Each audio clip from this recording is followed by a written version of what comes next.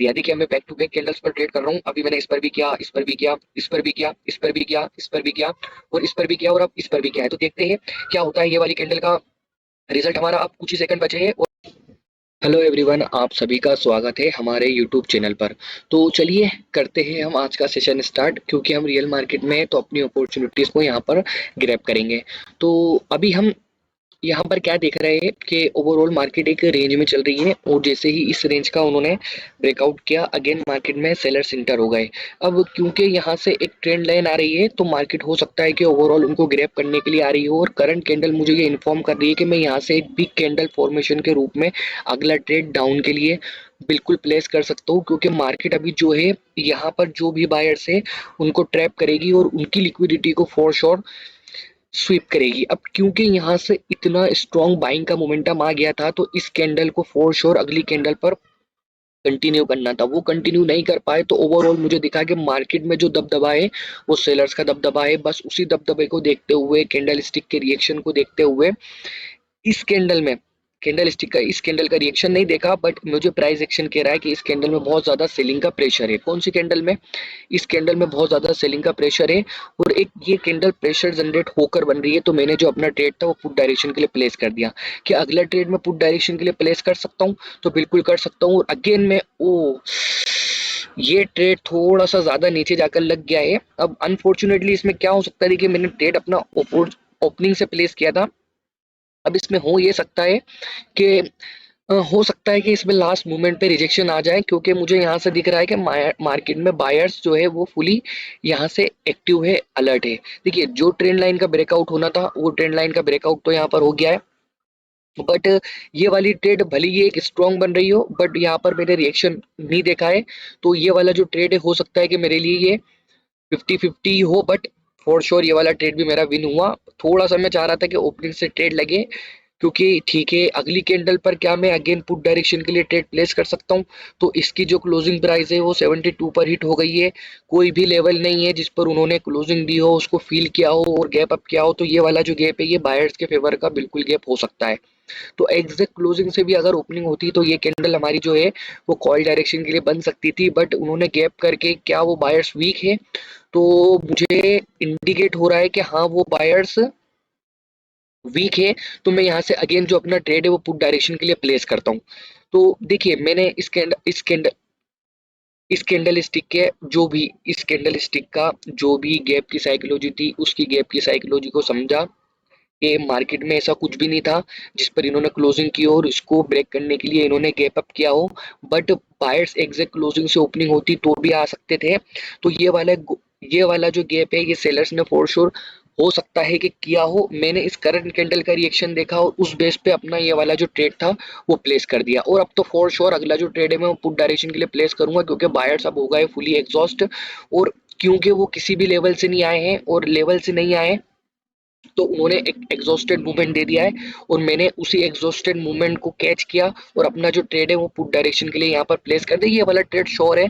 ये वाले ट्रेड में मैं थोड़ा सा कंफ्यूज हो गया था, क्योंकि मुझे लगा था करंट कैंडल में मुझे लगा था कि इस कैंडल में आपने इस वीडियो को रिवाइज करके देखना कि इस कैंडल के अंदर मार्केट में बायर्स चाहकर भी नहीं आ पा रहे थे। तो मैंने जो अपना ट्रेड था पुट डायरेक्शन के लिए प्लेस कर दिया था, क्योंकि मुझे यहाँ पर कोई गैप का रीजन भी नहीं दिख रहा था कि सेलर्स ने सॉरी बायर्स ने किया हो। तो मैं इतनी स्ट्रॉन्ग जब सेलर्स मोमेंटम में गिर रहे थे, मार्केट गिर रही थी, तो मैंने अपना जो ट्रेड था उनके साथ प्लेस कर दिया। बट इस कैंडल का जैसे ही मूवमेंट एग्जॉस्टेड दिखा, मैंने जो अपना यहाँ पर रिकवरी शॉट है उसको यहाँ पर प्लेस कर दिया। तो बढ़ते हैं हम हमारी अगली ट्रेड की तरफ। अब क्योंकि मार्केट ने लिक्विडिटी को स्वीप किया है, स्वीप करने के बाद हमारे को ये वाली कैंडल देखने को मिली है। इस कैंडल की जो क्लोजिंग प्राइस है वो 71 पे हिट हो गई है और इसकी ओपनिंग प्राइस 70 पर हिट हो गई है। मतलब ये वाला गैप बायर्स के फेवर का फॉर श्योर जा सकता है, बट पीछे एक एंगल्फिंग है।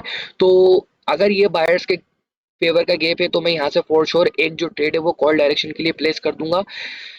देखिए इतना स्ट्रॉन्ग पीछे मोमेंटम दिख रहा है और उस मोमेंटम में देखते हुए एक ये कैंडल एग्जॉस्ट सेलर की आई और फिर एक एंगल्फिंग बायर्स की आई। ये वाले गैप ने मुझे कहा कि ये वाला गैप जो है वो बायर्स के फेवर का है। तो सिर्फ और सिर्फ गैप के फेवर को मैंने देखते हुए अपना जो ट्रेड है ये कॉल डायरेक्शन के लिए प्लेस कर दिया है। गैप के सिनेरियो को देखते हुए और यहाँ पर मार्केट प्रीवियस हिस्ट्री में मुझे प्राइस एक्शन ने कंफर्मेशन दी है कि मार्केट काफी लड़ी और झगड़ी है और बायर्स यहाँ से इंटर हुए हैं और एक 70 से अगर वो आए हैं जो कि 0 का राउंड नंबर है और 5 का राउंड नंबर से डायरेक्ट अगर कोई पार्टी आती है तो वो उनका घर होता है। तो यहाँ से ये वाला ट्रेड मैंने जो है कॉल डायरेक्शन के लिए प्लेस कर दिया। तो क्या अगला ट्रेड में कॉल डायरेक्शन के लिए प्लेस कर सकता हूँ?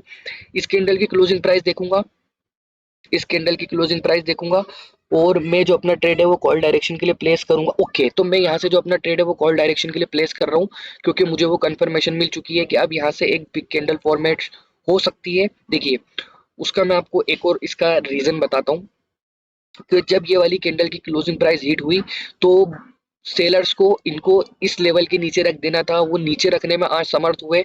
और एक क्योंकि ये कैंडल एक पिन बार कैंडल है तो एक कैंडल यहाँ से हमारे को स्ट्रॉन्ग कैंडल देखने को मिल सकती है जो कि एक मॉर्निंग स्टार पैटर्न फॉर्मेशन हमारे को दे। अब वो मॉर्निंग स्टार कंप्लीट होगा या इनकम्प्लीट होगा इसकी डिक्लेरेशन तो नहीं है, बट एक ग्रीन कैंडल यहाँ से आना चाहिए हमारे को। इस करंट इस कैंडल के रिएक्शन ने वो कंफर्मेशन दी है कि यहाँ से एक कैंडल ग्रीन और बनेगी।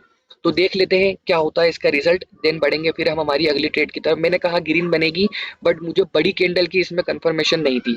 ओके, तो ये वाला ट्रेड हमारा हो गया है लॉस। तो अब हम इसे इजिली रिकवर करेंगे।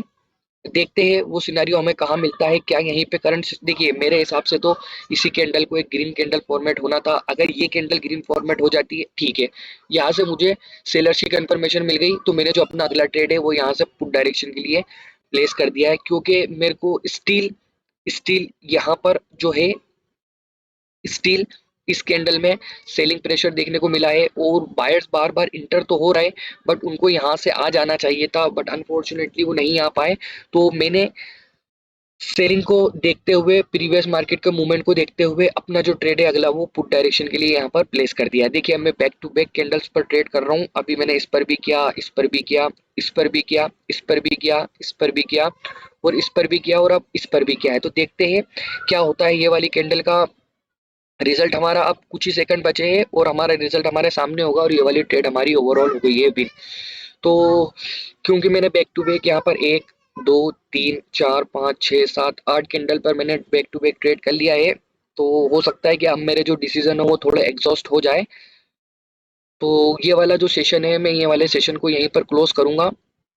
ओवरऑल अल्टीमेटली मेरे को जो ट्रेड्स करना थी और जितनी करना थी वो मैंने कर ली है। तो हो सकता है आई होप कि आपको ये सेशन अच्छा लगा होगा। मैंने कुछ आपकी ट्रेडिंग जर्नी में वैल्यू प्रोवाइड की है। तो आज का सेशन हम यहीं पे स्टॉप करते हैं, मिलते हैं फिर हम अगेन कल सेशन में। तो ओके, गुड नाइट।